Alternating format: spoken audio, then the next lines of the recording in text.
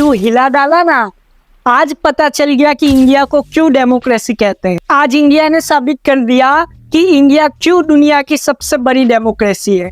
एक बात याद रखना, इंडिया में जब इलेक्शंस होते हैं तो उसे प्रिडिक्ट करना ऑलमोस्ट इम्पॉसिबल होता है। अगर कोई बंदा प्रिडिक्ट कर रहा है तो वो है सिर्फ ऊपर वाला, दूसरा कोई भी आदमी इंडियन इलेक्शन को ऑलमोस्ट प्रिडिक्ट नहीं कर सकता, क्योंकि यहाँ की जनता क्या वोट डालती है और कैसे वोट डालती है ये समझ पाना बहुत ही मुश्किल है। जितने भी एग्जिट पोल थे ऑलमोस्ट उसमें से सारे एग्जिट पोल रॉन्ग पड़े, ओपिनियन पोल भी क्यों रॉन्ग पड़े।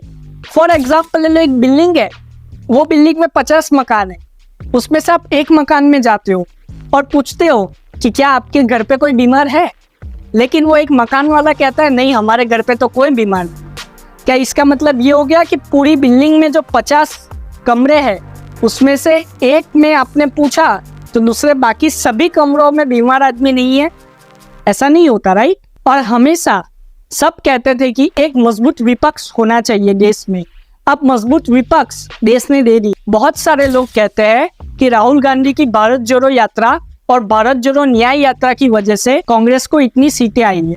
लेकिन एक बात और याद रखना, आपको ये नहीं समझना कि सामने जो बीजेपी है उसने कम मेहनत की है।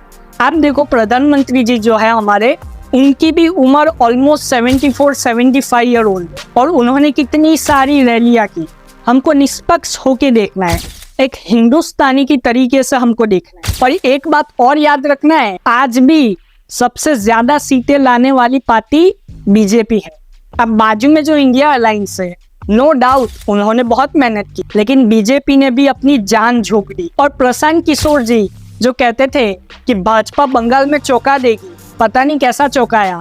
तृणमूल कांग्रेस को भाजपा से बहुत ज्यादा सीटें आई, 30 सीट आई है और भाजपा को 10 या 9 सीटें आई है। कोई बात नहीं, प्रशांत किशोर भी भगवान तो नहीं है, इंसान ही तो है। और लास्ट में एक शेर बोल के मैं खत्म करूंगा कि कौन कहता है कि आसमां में छेद नहीं होता, तबीयत से एक पत्थर तो उछालो यारो।